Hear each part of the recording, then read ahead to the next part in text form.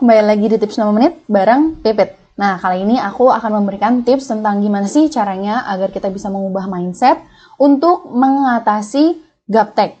Pasti sebagian teman-teman banyak nih yang merasa gaptek, abis itu pesimis ketika ingin melakukan sesuatu yang memang belum pernah dilakukan. Nah, kira-kira apa aja sih hal-hal yang menghambat mindset dan perlu kita ubah?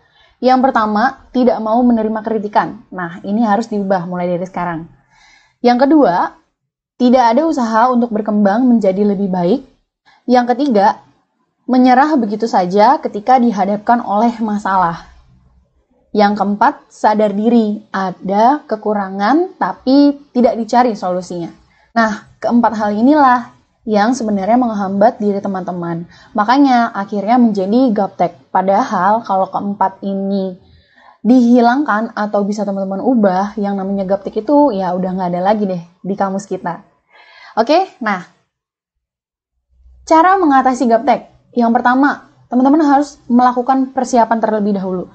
Yaitu persiapan untuk teman-teman menambah ilmu baru, untuk belajar, dan lainnya. Nah, persiapan yang butuh diperhatikan di awal adalah mulai dari alat penunjangnya untuk belajar sampai persiapan diri dan juga mental untuk dapat menerima semua pelajaran.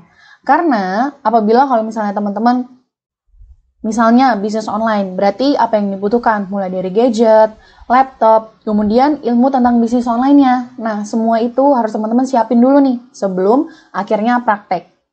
Kemudian yang kedua yaitu sumber ilmunya. Nah, sumber ilmu ini sebenarnya yang paling penting. Teman-teman bisa cari sumber ilmu yang kamu butuhkan. Misalnya, mau belajar masak, sumbernya YouTube atau cari les masak, dan lain-lain. Terus, contoh lagi, mau belajar bisnis online. Sumbernya dari mana? Bisa dari YouTube, atau teman-teman juga bisa mencari training online gratisan atau berbayar. Nah, salah satunya di Abdi, yang menyediakan baik itu training online untuk membahas tentang gimana sih caranya bisa membangun bisnis online sendiri. Jadi memang sumber-sumber itu teman-teman harus cari tahu dulu. Mau mulai bisnis, nggak tahu langkahnya, nggak tahu caranya, ya udah dicari dulu. Di Google banyak teman-teman. Di internet itu banyak banget bertebaran ilmu-ilmu gratis. Baik itu teman-teman mau ikut yang berbayar ataupun mau yang gratisan, sama aja ilmunya. Cuma memang biasanya kalau misalnya yang berbayar itu akan dapat lebih daripada ilmu yang gratisan. Kemudian selanjutnya yang ketiga, atur jadwal.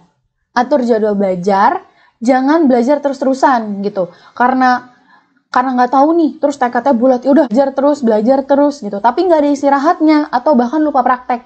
Nah, itu hasilnya juga bakal jadi nol. Teman-teman bisa atur waktu, contohnya kayak 9 pagi sampai jam 11 pagi belajar dari modul atau training.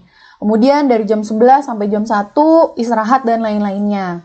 Nah, dilanjut lagi jam 2 atau dari jam 1 sampai jam 5 praktek dan review. Gitu. Jadi, teman-teman bisa atur jadwalnya sendiri, seenak teman-teman. Yang penting, kita harus punya jadwal. Jangan belajar terus lupa praktek dan tidak istirahat. Oke, selanjutnya yang keempat, jangan berhenti bila ada masalah. Nah, biasanya nih tipikal orang-orang yang memang merasa dirinya gaptek gitu ya. Ya udah, nyerah di tengah jalan ketika ada masalah. Padahal ketika menerima masalah itu adalah pelajaran yang paling berharga. Kalau kita ada masalah, berarti otomatis ada yang salah dengan cara praktek kita. Nah, itulah saat-saat dimana kita harus melakukan yang namanya evaluasi.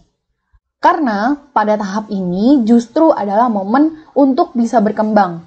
Yang harus kamu lakukan adalah cari solusinya atau cari alternatif lain ketika mendapatkan masalah. Bukannya malah berhenti ketika mendapatkan masalah.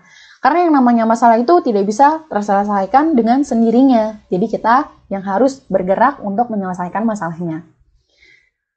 Oke, itu dia tips-tips gimana agar teman-teman terlepas dari yang namanya gaptek. Terakhir, quotes dari Dale Carnegie, ilmu tidak akan menjadi kuat sampai dia diterapkan. Jadi kalau udah punya ilmunya, jangan lupa dipraktekkan ya. Sekian dulu tips 5 menit dari Pipit, sampai jumpa di tips-tips selanjutnya. Dadah!